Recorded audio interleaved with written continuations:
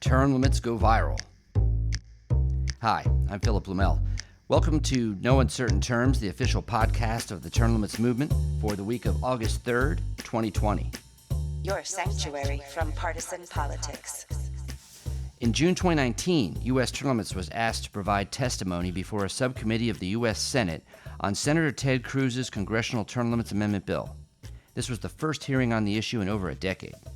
While remarkable in itself, the Nick Tomboulides testimony that day has taken on a life of its own, attracting millions of hits for the video and turning the executive director of U.S. term limits into an internet star. Has someone forwarded you this video over the last year? Probably more than once. In this episode, we revisit Nick's testimony, the backstory, and the aftermath of the most popular term limits video of all time. Hey, this is Stacey Selleck here, Digital Director for U.S. Term Limits. I'm jumping in today to interview a career politician's worst nightmare, a man who makes politicians cry or forces them to whip out their dirty playbook of institutional knowledge on how to pull slimy tricks and tactics on their electorate to fight term limits, Mr. Term Limits himself, Nick Tomboulides. How's it going, Nick? Hey, it's going very well. Thank you. That was probably the best introduction I've ever had, so kudos to you for that. Thank you very much. Before we begin, I wanted to touch base on some important term limits news that happened this week. The first topic is Herman Cain. We want to pay tribute to Herman Cain, who died last week. Sure. Herman Cain was sort of a pioneer, I think, in modern politics in a sense, because he had never held public office before. He was the CEO of Godfather's Pizza. He was an entrepreneur, business guy. I think he might have been appointed to like a chairmanship at a Federal Reserve at one point. But for the most part, Herman Cain was a citizen leader. He was never elected to anything, but he ran for president in 2012. And I think he really set the tone for where politics were going to go because he was an outsider. He spoke very blunt truths. And he was a term limits guy. Our organization approached him in 2012. That was before I came on board here. And he was very enthusiastic about term limits and the value of new blood, of outsiders, of people who could think critically, who had managed large organizations in the private sector, of infusing politics with that sort of new blood and that kind of ingenuity. Real world experience. Yeah, real world experience. And he was just a genuinely nice guy as well. And I've been distrustful of politicians like my entire life. But when Herman Cain came along, something about him really resonated with me. I just liked how he shot from the hip, how he had no filter, how he, was anti-politician, and that resonated with me. And so it was something that kind of got me involved in politics.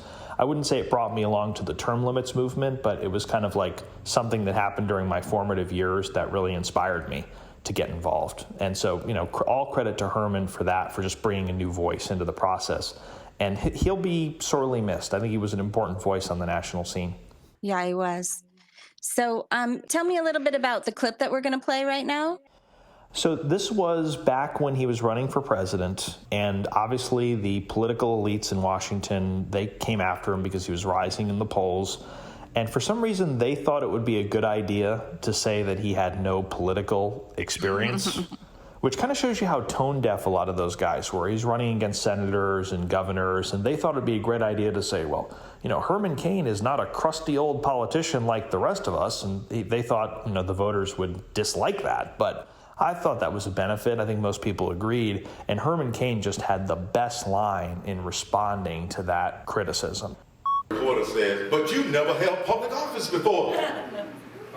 And I say, well, all of the people in Washington, D.C., they've held public office before. How's that working for you? And he's right, by the way. How's that working out for you? Exactly. All that institutional knowledge that everybody says that we need so desperately, and they're bungling everything left and right. So next up, we're going to talk about the Ohio Speaker Householder. I guess they took a vote last week about getting him out of office, and it passed unanimously. I know you guys mentioned it last week on the podcast. Yeah, on the vote, better late than never, good riddance to bad rubbish. In a state with no term limits, a Speaker of the House has so much power and so much control, not just over the legislature, but over bureaucrats, over the courts, as we see in Illinois, that they're able to conceal corruption for a very long period of time. There's been a quote that's been circulating in Illinois for a long time that says, there's a graveyard of bodies outside Mike Madigan's office of the people who've tried to come after him and tried to get him in trouble for corruption. Humans will always abuse power if they're given too much of it. It's just human nature. You're never going to eradicate corruption completely. Even in a term limit state, there will be corruption, but you will have less of it. It will not be allowed to stick around for as long a period of time, and it will be discovered and rooted out faster. And that's what we're seeing in Ohio. When they found out that Householder was corrupt, they addressed the problem and they kicked him out of the caucus. They didn't circle the wagons and try to defend him. And that's how corruption should be handled properly when it's found, when it's discovered. Hi, this is Scott Tillman, the National Field Director with U.S. Term Limits. We're getting close to the end of primaries. The first 2 weeks of August will have 11 state primaries, and after that, only 7 state primaries will remain. Like most Americans, I don't trust politicians, and about the only way you can count on what a politician says is if you can get it in writing. At U.S. Term Limits, we run an aggressive pledge program, and we get it in writing. Over 300 congressional candidates have signed the U.S. Term Limits Pledge to co-sponsor and vote for the U.S. Term Limits Amendment of 3 House terms and 2 Senate terms, and no longer limit. Over 60 of those candidates are in states with primaries the first 2 weeks of August. Because there are 2 ways to amend the Constitution, we also have a pledge for state legislators. Over 1,100 state legislative candidates have put their commitment to term limits on Congress in writing by signing this pledge. I pledge that as a member of the state legislature, I will co-sponsor, vote for, and defend the resolution applying for an Article 5 convention for the sole purpose of enacting term limits on Congress. Over 200 of these candidates are in states with primaries in the first 2 weeks of August. You can find the names of these candidates on our website, termlimits.com, and you can contact candidates in your area and ask them to sign these term limits pledges. Like our page on Facebook, and there you'll find instructions on getting the pledge to candidates in your area. Help the movement by taking action to help us term limit Congress. Last year, you went in front of Ted Cruz's subcommittee on the Constitution on a hearing for SJR 1, the resolution to term limit Congress. Why don't you give everybody the backstory, explain how you were invited to be on the panel, who was actually in attendance, and how many of the senators' chairs were empty? That's what I want to know, and why.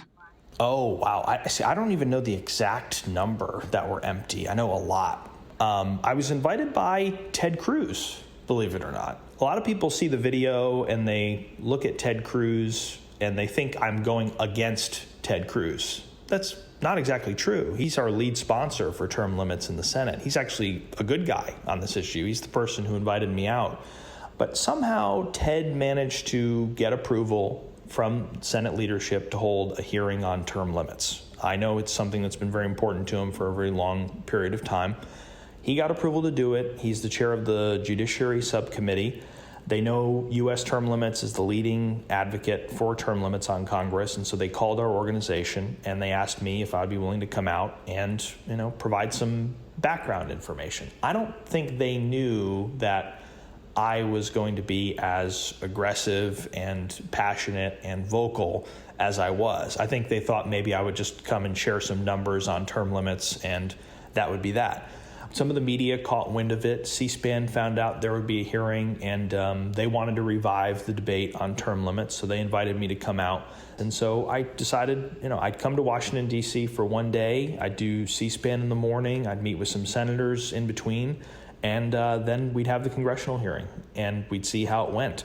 I didn't know whether we'd be getting a vote. I didn't really know how much time I would have to speak. I didn't know who else would be there.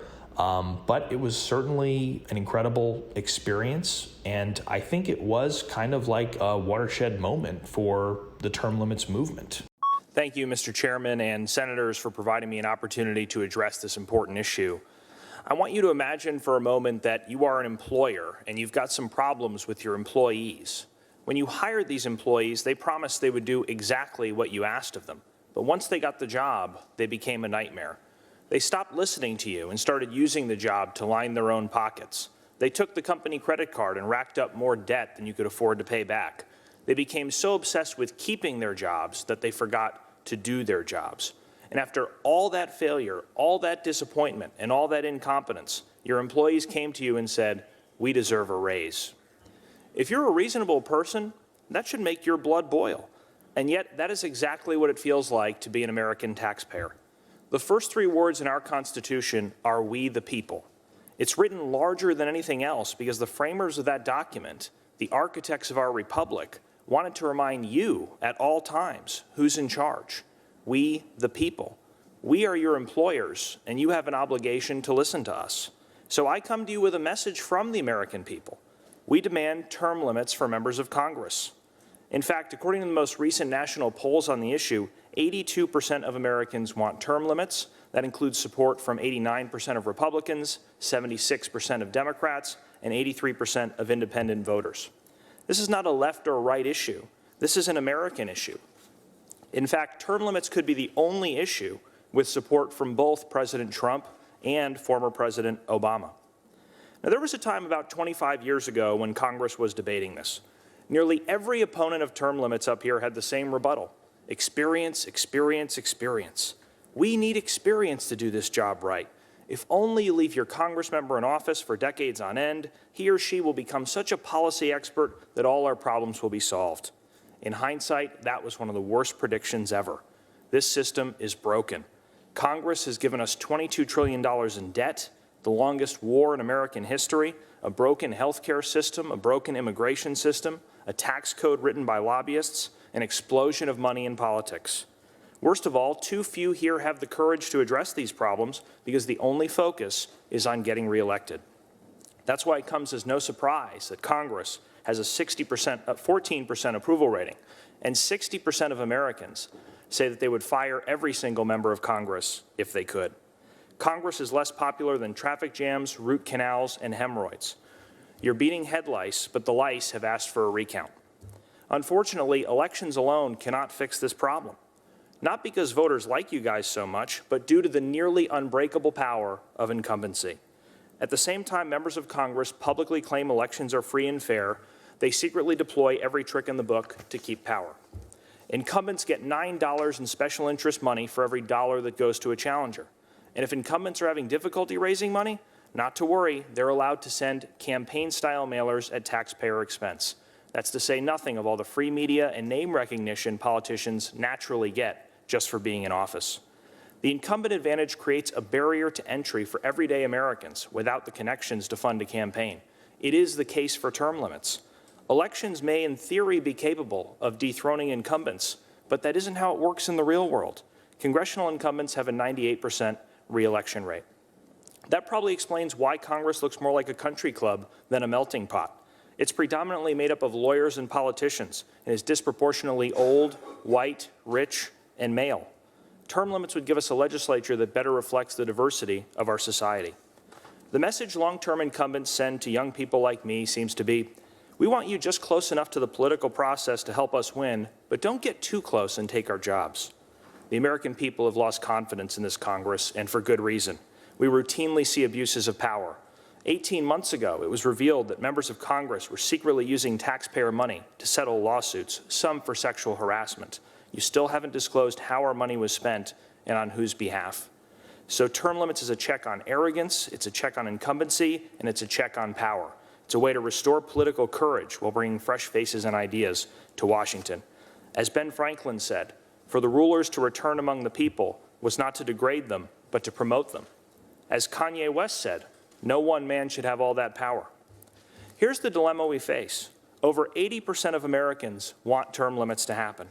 Donald Trump and Barack Obama want it. It is being blocked purely by the self-interest of Congress. If this were a trial, you all would have to recuse yourselves because there is a colossal conflict of interest. If term limits pass, you won't stay in the limelight forever. You won't be the center of attention, and some people might even stop laughing at your jokes. You'll have to become, ordinary citizens. And that is, my friends, the entire point. We're asking you to do what's right and listen to the people you represent. It's time to bring the gravy train into the station, end the reign of career politicians, and give Congress back to the people. Please support Senate Joint Resolution 1 for term limits. Thank you. Right from when you started the testimony, you slammed them.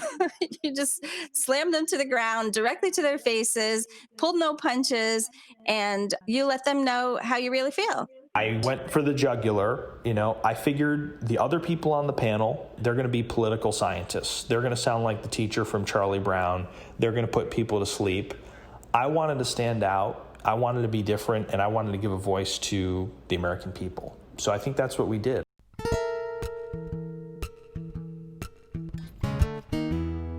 Common sense. The limits of corruption. Another corrupt, term limits hating careerist politician bites the dust. Federal prosecutors say Republican Speaker Larry Householder and 4 others, including a former state GOP chairman, perpetrated a $60 million federal bribery scheme, reports the Dayton Daily News, connected to a taxpayer-funded bailout of Ohio's 2 nuclear power plants. Last year, a citizen-initiated referendum campaign sought to give voters the final say on the legislature's $1.5 billion baby. The relentless machinations of HB 6's backers, Cleveland Plain Dealer columnist Thomas Sudis points out, kept that repeal effort launched against the bill off Ohio's ballot. At a news conference to explain the arrest of Householder and his co-conspirators on racketeering charges, federal prosecutors detailed some of the ways the scheme illegally blocked last year's referendum effort. Now, the rush is on to repeal House Bill 6. Mr. Sudis is correct that the legislature also won't be okay till voters amend the Ohio Constitution to make it easier to place issues on the statewide ballot for up or down votes. But when he goes on to argue that term limits are, quote, part of the problem, well, the only thing Ohio's term limits need is to make the limits lifetime, forbidding legislators from returning after a timeout. Householder had previously been Speaker from 2001 to 2004. While he officially left office due to term limits, informs the Plain Dealer, he departed Columbus amid an FBI investigation that closed without charges. Householder also came to our attention back in March when he called Ohio's 8-year limits pretty oppressive. Before the pandemic, he was pushing a ballot measure designed to weaken the term limits law so he could serve until 2036, foreshadowing what Putin did later in Russia. I referred to them, Putin and Householder, as 2 Pauls in a pod. But now, Householder reminds me more of former Arkansas State Senator John Woods, who, after sponsoring a deceptive ballot measure to weaken term limits, was convicted on multiple felony charges and is serving his latest term in prison. This is Common Sense. I'm Paul Jacob. For more Common Sense, go to thisiscommonsense.org. So in your wrap up, you tell the senators that they need to recuse themselves because, in your words, they're a colossal conflict of interest, and it's time for them to go back to being ordinary citizens and give Congress back to the people. Discuss your motivation for that. It's something that always bothers me that, look, 82% of Americans want term limits. And anytime term limits is in the news, the first thing the reporters do is they call up the local politicians or they call up the member of Congress. And they say, well, oh, gee, what do you think of this? It's like if you were debating how long prison sentences should be, and you call up the criminals and say, "Hey, OJ, what do you think? Should you be in prison for a day or 50 years? What do you think OJ is going to say?" I mean, term limits, by design, we want to anger politicians. We want to rattle cages. We want to make them uncomfortable. We want to remind them that they are public servants. That is the whole point of this. The whole point of this is to redirect power away from them and back into the hands of ordinary citizens, to just give power back to the people instead of a ruling class. And yet they control the debate. I mean, if there's one glitch in how our constitutional structure is designed, it's that the people whose careers, whose perks and privileges are most threatened by term limits are the very people you need to pass it, at least if you're going through Washington, D.C. The beauty of that is you don't have to. We've got the Article 5 path. You can use the states to put pressure on Congress to force them to do the right thing. So, the states were kind of intended to be like the fourth branch of government, in a sense. And we have that opportunity through term limits and the term limits convention. If you want to be a part of the movement, if you're inspired by it, if you want to take power back from career politicians, the thing to do is not to pick up the phone per se and call your congressman, but call your state legislators. Visit your state legislators. And maybe once the pandemic is in the rearview mirror, go to your state capital and get them to vote for term limits on Congress, because that is where the real power lies, in bringing the states together to overcome this corrupt swamp. I mean, you saw how many senators, they don't even care about term limits. There's so many of them missing. There's so many empty chairs in there. Kamala Harris was one person. She was supposed to be on that committee, but she missed the hearing because she was campaigning to be president. So for her, it was all about her political ambitions instead of attending to an important topic like term limits. All right, so if you want to watch this video and see what the sensation is about with Nick, go to termlimits.com/Nick. That's termlimits.com/Nick, Nick. And while you're there, sign the petition. This Tuesday, August 4th, a documentary called The Swamp premieres on HBO. It features 3 pledge signers in Congress as they provide you with a behind-the-scenes look at how the Washington machine runs. According to one of the directors, when we got there and started studying it from the inside, it was so much worse than we ever could have imagined. You don't want to miss this. Find out more at termlimits.com/swamp. Thanks for joining us for another episode of No Uncertain Terms. This week's action item is for every activist in America, no matter what state you live in. We have been diligently collecting pledges from Congress members for years that commit them to co-sponsoring and voting for the U.S. Term Limits Amendment. There are about 70 in the U.S. Congress that have signed the pledge. Now, they need to hear from you. This week, please sign the online petition calling for hearings and a vote in 2020 on HJR 20, the U.S. Term Limits Amendment. You can do this at termlimits.com/2020 House Vote. After signing the petition, send a link to your friends and family so they can add their names to the petition. That's termlimits.com/2020 House Vote. Thanks. We'll be back next week. If you like what you're hearing, please subscribe and leave a review. The No Uncertain Terms podcast can be found on iTunes, Stitcher, YouTube, and now Google Play.